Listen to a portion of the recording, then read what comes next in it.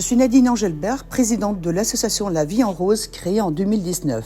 Nous œuvrons autour de 3 axes. Organiser et financer la pratique du sport à l'hôpital en faveur des enfants du service oncopédiatrie. Accompagner des malades dans la pratique d'une activité physique adaptée et lutter contre la sédentarité. Une rencontre avec des médecins du service oncopédiatrie du CHRU de Brest nous amène à découvrir le milieu bouleversant des enfants hospitalisés. Ils nous racontent l'histoire de petit Valentin, aujourd'hui décédé, qui voulait continuer à faire du sport à l'hôpital, quoi de plus normal. Après de longues chimios et de nombreux passages en stérile, Valentin nous parlait qu'il manquait une salle avec du matériel de sport. Cerceau, ballon, panier de basket, table de ping-pong et surtout un coach sportif pour les enfants hospitalisés. Mais les moyens manquent. Nous lançons alors Opération Butin de Santé et collectons des fonds pour financer l'intervention de coachs diplômés en activité physique adaptée. Aujourd'hui, ce sont des rires dans les couloirs et des enfants qui ont envie de se dépenser pour mieux vivre. J'ai eu un cancer du sein et mon oncologue a insisté pour que je pratique une activité physique régulière, mais sans pour autant me proposer de solutions concrètes pour la réaliser. Les médecins prescrivent le sport comme une thérapie, mais les patients ne savent pas comment l'organiser et la financer.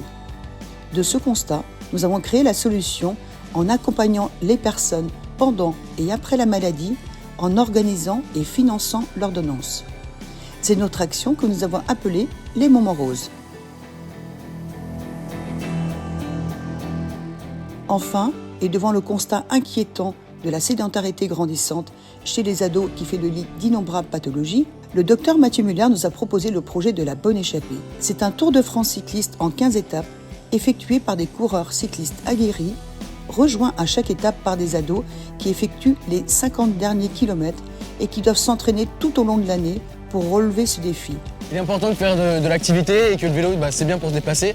Et ce serait bien de lutter un peu plus contre la sédentarité. Le succès de la première édition en 2022 nous a convaincus de poursuivre cette action.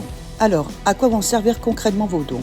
Redonner le sourire aux enfants hospitalisés en leur permettant de pratiquer une activité physique adaptée tout en s'amusant.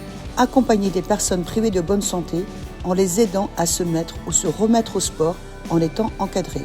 Grâce à Nadine, grâce à vos dons, grâce à votre implication, j'ai bénéficié donc d'un coach à la maison. Je ne savais pas courir, c'est-à-dire qu'elle m'a appris à courir.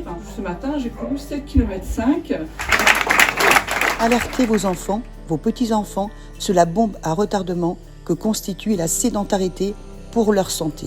Agissons ensemble. Merci.